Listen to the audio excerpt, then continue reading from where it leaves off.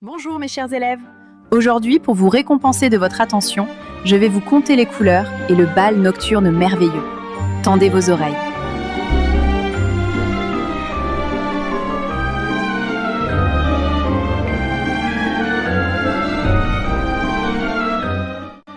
Au cœur du palais de la lumière, où les lustres de cristal suspendaient des larmes de feu au plafond voûté, se tenait chaque année le bal des couleurs, rite secret où les nuances venaient célébrer leur essence et leur union. Le rouge parut le premier, drapé dans une soie cardinale dont les plis épousaient ses mouvements comme une flamme retenue par la brise. Son regard, velours ardent, portait la promesse d'une ardeur contenue, de ces feux qui couvent sous la surface et consument sans consumer. Il traversait la salle avec une lenteur souveraine, effleurant les ombres de sa présence, éveillant dans chaque âme un émoi sourd et délicieux.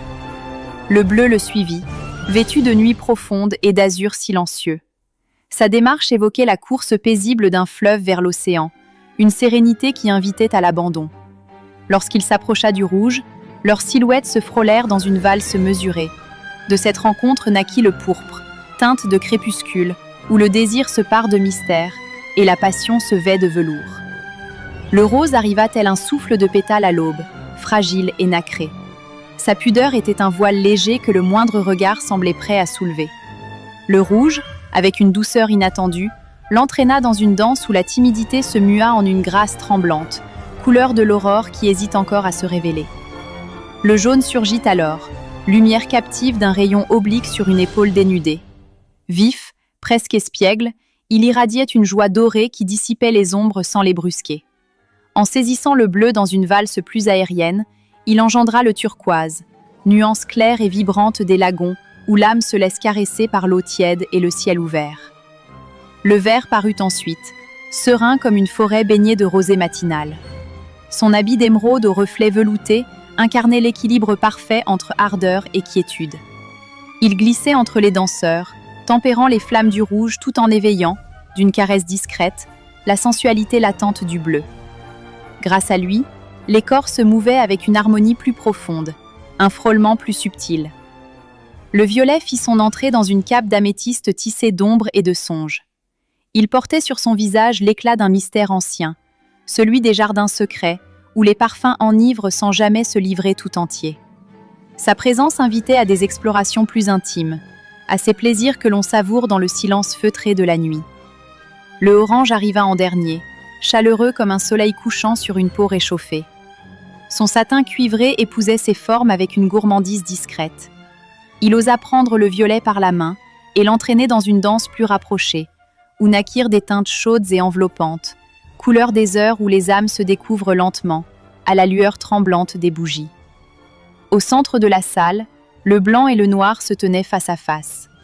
Le blanc, dans sa pureté lumineuse, évoquait la nudité innocente de l'aube, une sensualité claire et magnétique. Le noir, élégant et ténébreux, portait l'élégance des secrets que la nuit seule ose garder. Lorsqu'ils s'approchèrent l'un de l'autre, leur lent rapprochement engendra le gris perlé, nuance des draps froissés par l'étreinte et du souvenir qui persiste après le plaisir.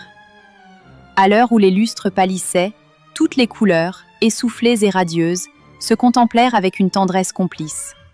Elles comprirent que, séparées, chacune était une beauté singulière, mais qu'ensemble, enlacées dans une subtile alchimie, elles devenaient une symphonie envoûtante. Le rouge seul pouvait incendier. Le bleu seul pouvait glacer l'âme. Mais unis, ils tissaient des nuances qui faisaient battre le cœur plus lentement, plus profondément, comme une caresse prolongée dans l'obscurité. Quelle leçon d'une telle frénésie! Que la véritable splendeur naît lorsque l'on consent à mêler sa teinte à celle d'autrui avec élégance et abandon mesuré. Car la vie, semblable à l'amour, s'enrichit infiniment lorsque les couleurs osent se fondre, créant ainsi une nouvelle harmonie, plus riche, plus profonde, plus intimement vibrante. Voilà, plus qu'une fable, un songe à méditer. Chaque couleur a un sens, un pouvoir que vous côtoyez quotidiennement. À bientôt!